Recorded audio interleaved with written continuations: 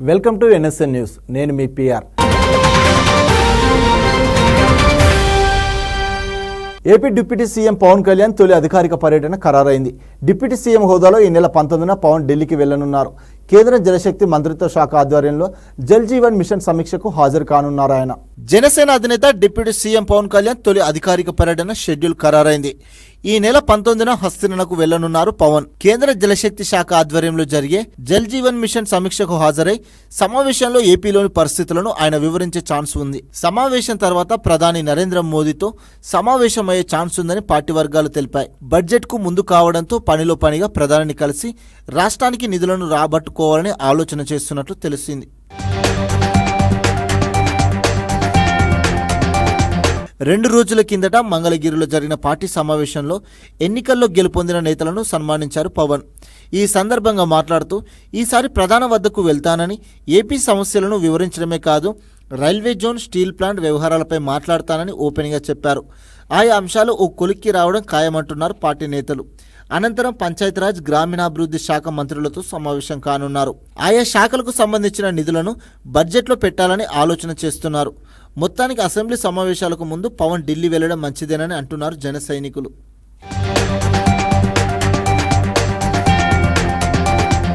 జీవితంలో ఎన్నో ఎదురు దెబ్బలు తిన్న పవర్ స్టార్ పవన్ కళ్యాణ్ నేడు ఆంధ్రప్రదేశ్ డిప్యూటీ సీఎం హోదాలో ఉన్నారు.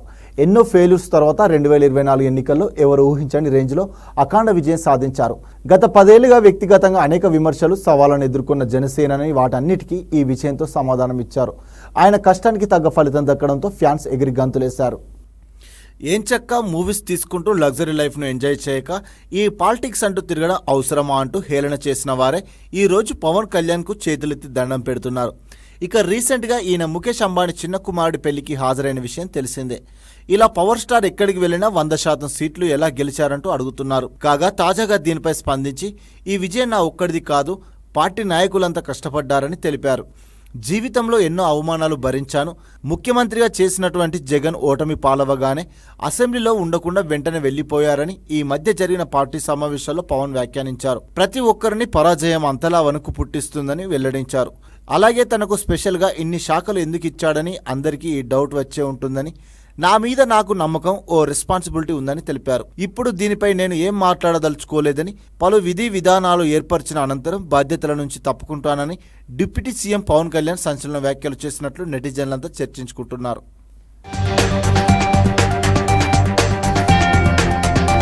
హైదరాబాద్ మహానగరంపై ప్రత్యేక దృష్టి పెట్టింది రేవంత్ సర్కార్. GHMC పరిధిలో పనిచేస్తున్న విపత్తుల నిర్వహణ విభాగాన్ని విస్తరించాలని ప్లాన్ చేస్తోంది. ఔటర్ రింగ్ రోడ్ లోపాలున్న మున్సిపాలిటీలను కవర్ చేస్తూ Hyderabad disaster response and assistance ఏర్పాటు చేశారు అధికారులు. దీంతో రాష్ట్ర ప్రభుత్వం గ్రేటర్ హైదరాబాద్ పరిధిని విస్తరిస్తుందనే ప్రచారం జోరుగా జరుగుతోంది. హైదరాబాద్ చుట్టూ ఉన్న 29 మున్సిపాలిటీల పాలక వర్గాల గడువు ఈ ఏడాది డిసెంబర్తో ముగియనుంది. ఔటర్ రింగ్ రోడ్డుకు అటు ఇటుగా ఉన్న మున్సిపాలిటీలను ఏం చేయాలన్న దానిపై ప్రభుత్వం సమాలోచనలు చేస్తుంది. ఔటర్ రింగ్ రోడ్డును ప్రామాణికంగా తీసుకొని గ్రేటర్ను విస్తరించాలని ప్రభుత్వం తొలుత భావించినప్పటికీ రాజకీయ కారణాలతో ఆ ప్రతిపాదనను విరమించుకున్నట్లు తెలుస్తుంది.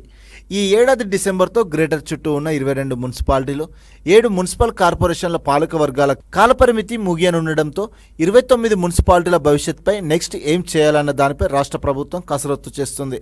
గ్రేటర్ హైదరాబాద్ను కొంతమేరకు విస్తరించే అవకాశాలు ఉండడంతో కంటోన్మెంట్ లాంటి ప్రాంతాన్ని గ్రేటర్లో విలీనం చేయనున్నట్లు తెలుస్తుంది. ఇకపోతే హైదరాబాద్ మహానగరం చుట్టూ ఉన్న 29 మున్సిపాలిటీలను మరో 2 కొత్త మున్సిపల్ కార్పొరేషన్లుగా మార్చాలని ప్రతిపాదనలు సిద్ధం చేసింది ప్రభుత్వం. GHMCకి ఒకవైపు ఉన్న నిజాంపేట, జవహర్ నగర్, మేడ్చల్, దమ్మాయిగూడ నగరంలతో పాటు అబ్దుల్లాపూర్ మెట్, బోడుప్పల్, ఫిర్జాదిగూడ, గుండ్లపోచంపల్లి, కోంపల్లి, గట్కేసర్, పోచారం, దుండిగల్, తూంకుంట మున్సిపాలిటీలను కలిపి గ్రేటర్ మేడ్చల్ మున్సిపల్ కార్పొరేషన్ ఏర్పాటు చేయాలని భావిస్తున్నారు అధికారులు. అయితే సంగారెడ్డి జిల్లాలోని బొల్లారం, తెల్లాపూర్, అమీన్పూర్ మున్సిపాలిటీలను ఏం చేయాలనే దానిపై సర్కార్ ఆలోచన చేస్తుంది. గ్రేటర్ హైదరాబాద్కు మరోవైపు ఉన్న మణికొండ, నార్సింగ్, బండ్లగూడ, జగిర్, శంషాబాద్, జూల్పల్లి, బడంగ్పేట్, తుక్కగూడ, ఆదిబట్ల, తుర్కయాంజల్, ఇబ్రహీంపట్నం మున్సిపాలిటీలతో పాటు మహేశ్వరం గ్రామీణ ప్రాంతాన్ని కలుపుతూ గ్రేటర్ మహేశ్వరం మున్సిపల్ కార్పొరేషన్ ఏర్పాటు చేయాలని ప్లాన్ చేస్తున్నారు. ఈ నేపథ్యంలోనే రంగారెడ్డి జిల్లాలో సీఎం రేవంత్ రెడ్డి మహేశ్వరాన్ని మహానగరంగా మారుస్తానని ప్రకటించినట్టు తెలుస్తుంది. మొత్తంగా జీహెచ్ఎంసీకి సమాంతరంగా గ్రేటర్ చుట్టూ మరో 2 మున్సిపల్ కార్పొరేషన్ల ఏర్పాటుకు పూర్తి స్థాయిలో రంగం సిద్ధం చేసినట్లు తెలుస్తోంది. ఈ రఫ్ డ్రాఫ్ట్ అమలులోకి వచ్చేసరికి ఎన్ని మార్పులు వస్తాయో వేచి చూడాలి.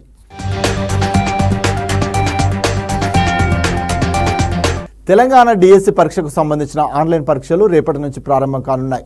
ఈ పరీక్షలు ఆగస్టు 5వ తేదీ వరకు జరగనున్నాయి. ఈ మేరకు రాష్ట్ర విద్యాశాఖ 14 జిల్లాలో 56 పరీక్ష కేంద్రాలు ఏర్పాటు చేసింది.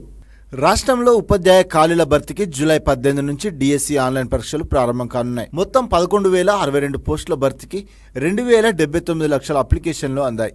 ఆన్లైన్ పరీక్షలు ఆగస్టు 5వ తేదీ వరకు నిర్వహించనున్నారు.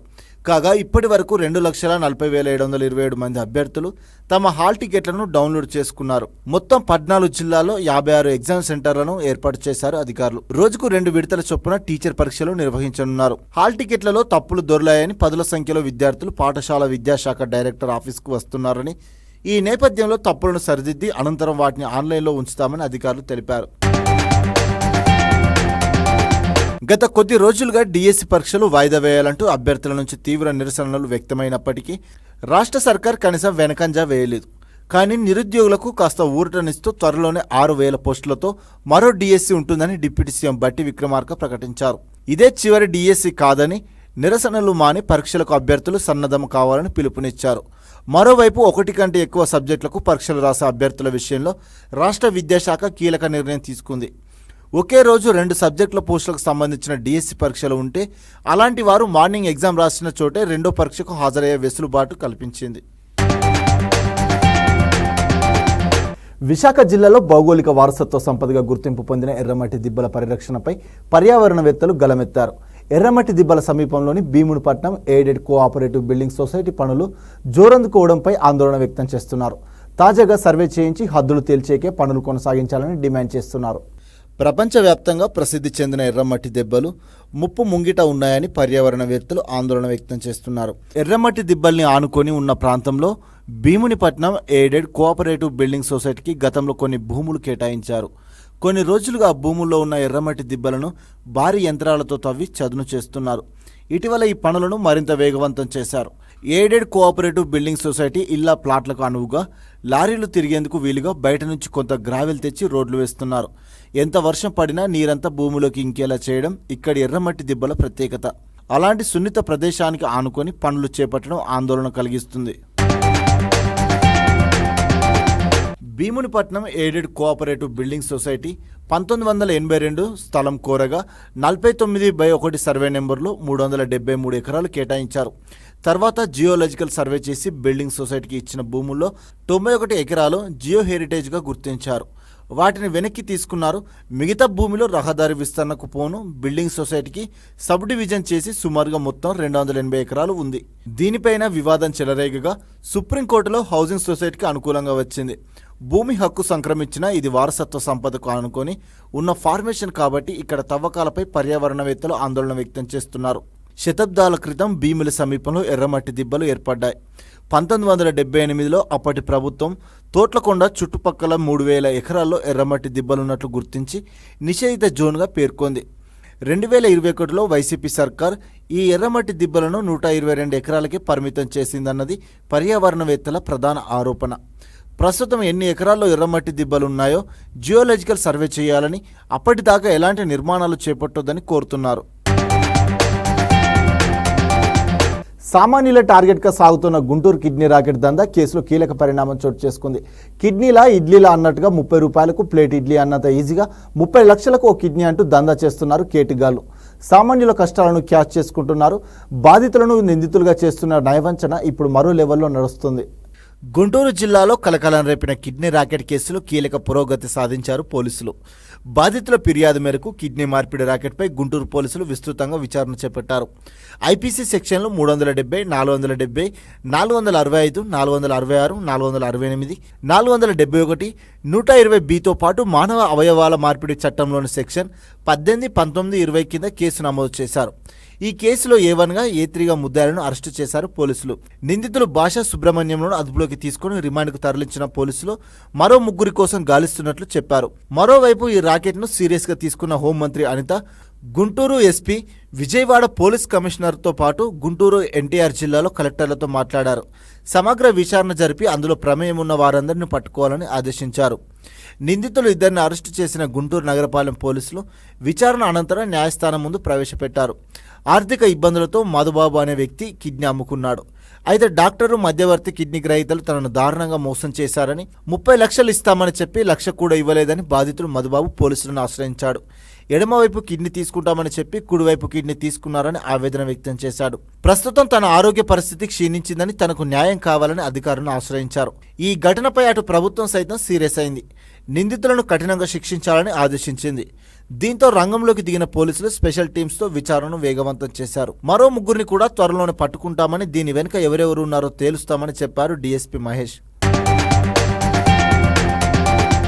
వరల్డ్ కప్ అనంతరం షార్ట్ ఫార్మాట్కు రోహిత్ శర్మ రిటైర్మెంట్ ఇచ్చిన నేపథ్యంలో టీమిండియా టీ20 కొత్త కెప్టెన్ ఎవరన్నది ఆసక్తిగా మారింది. వరల్డ్ కప్లో వైస్ కెప్టెన్గా వ్యవహరించి ఇండియా విజయంలో కీలక పాత్ర పోషించిన హార్దిక్ పాండ్యాకే ఈ ఫార్మాట్ పగ్గాలు అప్పగించడం ఖాయమనుకుంటున్న సమయంలో కొత్తగా మరో పేరు వచ్చింది. షార్ట్ ఫార్మాట్లో దుమ్ము రేపుతున్న బ్యాటర్ సూర్యకుమార్ యాదవ్ అనూహ్యంగా పోటీలోకి వచ్చాడు. 2026 టీ20 వరల్డ్ కప్ వరకు సూర్యను పూర్తిస్థాయి కెప్టెన్గా నియమించాలని బీసీసీఐ సెలెక్టర్లు భావిస్తున్నారు. పాండ్యా విషయంలో బోర్డు సెలక్షన్ కమిటీ మధ్య భిన్నాభిప్రాయాలు వచ్చినట్టు తెలుస్తుంది. అతని ఫిట్నెస్ సమస్యలే ఇందుకు కారణం. 8 ఏళ్ల కెరీర్లో పాండ్యా చాలాసార్లు గాయాలకు గురయ్యాడు. ఈ కారణంగానే టెస్ట్ ఫార్మాట్కు దూరంగా ఉంటున్నాడు. ఈ నేపథ్యంలో సూర్యకు టీ20 కెప్టెన్సీ అప్పగించడం మంచి ఆప్షన్ అని చీఫ్ సెలెక్టర్ అజిత్ అగర్కర్, కొత్త హెడ్ కోచ్ గౌతమ్ గంభీర్ భావిస్తున్నట్లు సమాచారం. ఈ విషయమై గంభీర్, అంగర్కర్ పాండ్యాలతో మాట్లాడి కెప్టెన్సీ విషయంలో తమ ప్లాన్ మార్పు లాంగ్ టర్మ్ ఆప్షన్గా సూర్యను పరిగణిస్తున్న విషయాన్ని అతనికి వివరించినట్టు తెలుస్తుంది. టీ20 ఫార్మాట్లో టాప్ బ్యాటర్ కావడంతో పాటు గతేడాది సొంత గడ్డపై ఆస్ట్రేలియాతో సౌత్ ఆఫ్రికా టూర్లో టీ20 సిరీస్లో కెప్టెన్గా మెప్పించడం సూర్యకు ప్లస్ పాయింట్ అయింది.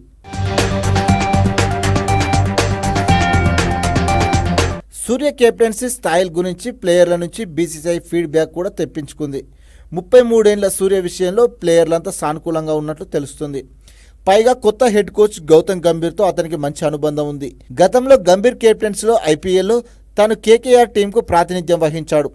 ఆ టైంలోనే టీ20 ప్లేయర్గా వెలుగులోకి వచ్చిన సూర్యకు గౌతీన స్కై అనే పేరు పెట్టాడు. శ్రీలంకతో ఈ నెల 27 నుంచి జరిగే టీ20 సిరీస్తోనే సూర్యకుమార్ ఈ ఫార్మాట్ పూర్తిస్థాయి కెప్టెన్గా బాధ్యతలు అందుకునే అవకాశాలు కనిపిస్తున్నాయి. 2-3 రోజుల్లో ఈ టూర్కు ఇండియా టీ20 వన్డే జట్లను సెలెక్టర్లు ప్రకటించనున్నారు. కాగా ఈ టూర్లో పాండ్యా టీ20 సిరీస్కు మాత్రమే అందుబాటులో ఉండనున్నాడు. వ్యక్తిగత కారణాలతో వన్డే సిరీస్ నుంచి విరామం కోరినట్టు తెలుస్తుంది. తిరుపతి జిల్లా శ్రీకాళహస్తిలో ద్రౌపది అర్జున కళ్యాణం వైభవంగా జరిగింది. వార్షిక బ్రహ్మోత్సవాల్లో భాగంగా ద్రౌపది సమేత ధర్మరాజు ఆలయంలో కార్యక్రమం ఘనంగా నిర్వహించారు.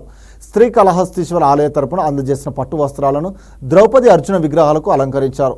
వేద పండితుల మంత్రోచ్చరణల నడుమ ద్రౌపది అర్జున కళ్యాణం అత్యంత వైభవంగా జరిగింది. ఉత్సవాన్ని తిలకించడానికి భక్తులు పెద్ద సంఖ్యలో తరలివచ్చారు.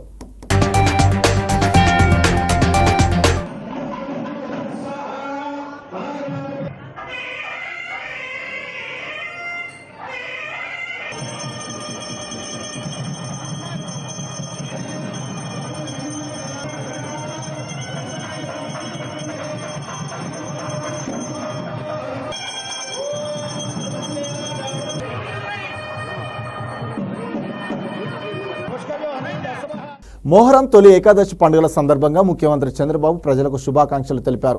హిందువులకు ఎంతో ప్రత్యేకమైన తొలి ఏకాదశి పండుగ రోజు నియమనిష్టలతో ఉపవాస దీక్షలు చేస్తున్న భక్తులందరికీ ఆ భగవంతుడు ఆనంద ఆరోగ్య ఐశ్వర్యాలు ప్రసాదించాలని కోరుకుంటున్నట్లు తెలిపారు.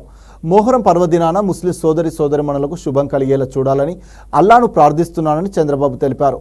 అమరవీరుడు ఇమాం హుస్సేన్ సమాజం కోసం ప్రాణత్యాగం చేశారు తప్ప అన్యాయమైన అధికారానికి తలొగ్గలేదని చెప్పారు. ఇదే ఆదర్శంగా పరుల క్షేమాన్ని కాంక్షిస్తూ జీవితాన్ని గడపడమే మన కర్తవ్యం కావాలని, అప్పుడే సమాజం వికసిస్తుందని హితవు పలికారు.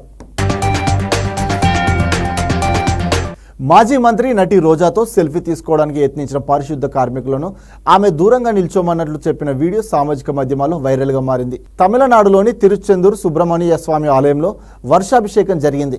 వేడుకల్లో పాల్గొన్న రోజా ఆమె భర్త సెలవుమని స్వామి దర్శనం చేసుకున్నారు. అక్కడున్న చాలా మంది వారితో సెల్ఫీ తీసుకున్నారు. అదే సమయంలో కొందరు పారిశుద్ధ కార్మికులు వెళ్ళగా వెంటనే ఆమె వారిని దూరం జరిగి నిల్చోవాలంటూ చేతులు చూపినట్టు వీడియోలో ఉంది. వారు పక్కకు జరిగి సెల్ఫీ తీసుకున్నట్టు ఉంది. నెటిజన్లు ఆమె తీరును విమర్శిస్తున్నారు. ఏపీలో పలు చోట్ల చిరుత సంచరిస్తున్నట్లు వార్తలు వచ్చిన సంగతి తెలిసిందే. ఈ క్రమంలో మరోసారి చిరుత సంచరించడం ప్రజలను భయాందోళనకు గురిచేస్తుంది. చంద్రగిరి కోటాల పంచాయతీలో చిరుత సంచారం కలకలం రేపింది. సమీపంలోని శేషాచలం అటవీ ప్రాంతంలోని శేషాపురం వెలుపల ఉన్న జగనన్న కాలనీలో సాయంత్రం పని ముగించుకొని వస్తున్న కూలీలు పులిని చూసి షాక్ అయ్యారు. ఈ దృశ్యాలను కొందరు దూరం నుంచి ఫోటోలు తీసి పనపాకం SRO అధికారికి సమాచారం ఇచ్చారు. దీంతో వారు ప్రజలను అప్రమత్తం చేశారు. పులి సంచారంతో చుట్టుపక్కల గ్రామస్తులు హడలెత్తిపోతున్నారు. ఈ క్రమంలో ప్రజలు జాగ్రత్తగా ఉండాలని, ఆ ప్రదేశాలలో ఎవరు రాకూడదని అధికారులు సూచించారు. నెల్లూరు బారాషాహిద్ దర్గాలో రొట్టెల పండుగ ఘనంగా ప్రారంభమైంది. 5 రోజుల పాటు పండుగ వైభవంగా జరగనుంది. ఊరించే వరాల రొట్టెను అందుకునేందుకు వివిధ ప్రాంతాల నుంచి భారీగా భక్తులు స్వర్ణాల చెరువుకు తరలివస్తున్నారు. చెరువులో పుణ్యస్నానాలు ఆచరించి తమ కోరికల రొట్టెలు పట్టుకుని భక్తులు భుజిస్తున్నారు. బారాషాహిదులకు గలీఫ్లు, పూల చెద్దర్లు సమర్పించి మొక్కులు తీర్చుకుంటున్నారు. హిందూ ముస్లింల ఐక్యతకు చిహ్నంగా చరిత్రకెక్కిన ఈ పండుగను ప్రభుత్వం అధికారికంగా నిర్వహిస్తుంది. భక్తుల తాకిడిని దృష్టిలో పెట్టుకుని కట్టుదిట్టమైన ఏర్పాట్లను అధికారులు చేశారు. సింహాచలం సింహాద్రి అప్పన్న స్వామికి ఘనంగా ఉయ్యాల సేవలు నిర్వహించారు. అర్చకులు స్వామివారి ఉత్సవమూర్తి గోవిందరాజస్వామిని ఆలయ కళ్యాణ మండపంలో శేషతల్పంపై దేవేరులు సహా కొలువు తీర్చారు. ముందుగా విశ్వక్సేన ఆరాధన చేసి అనంతరం గోవిందరాజస్వామి అమ్మవార్లకు ద్వాదశారాధన నిర్వహించారు. ఒడిశాకు చెందిన భక్తులు స్వామిని కీర్తిస్తూ పాటలు ఆలపించారు.